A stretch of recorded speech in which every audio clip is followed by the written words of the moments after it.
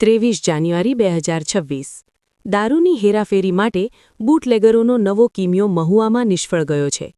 સુરતથી ઉના જઈ રહેલી એક ટ્રાવેલ્સ બસમાંથી વિદેશી દારૂનો જથ્થો ઝડપાયો છે.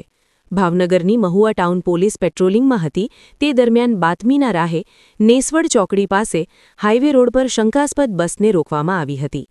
બસની તપાસ દરમિયાન ગેરબોક્સ તેમજ સાઇડની ડિક્કીમાં રાખેલા બોક્સમાંથી દારૂની બોટલો મળી આવી હતી. રેડ દરમિયાનનો વીડિયો પણ સામે આવ્યો છે, જેમાં પોલીસ દ્વારા દારૂની બોટલો બહાર કાઢવામાં આવતી જોવા મળે છે.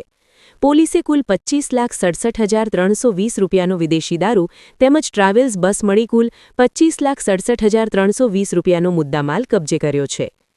આ મામલે મહુવા પોલીસે પરેશભાઈ મકવાણા અને કિશનભાઈ ડોળાસિયાની ધરપકડ કરી છે, જ્યારે સંજય પરમાર અને રાહુલ ભીલ નામના 2 વ્યક્તિ ફરાર.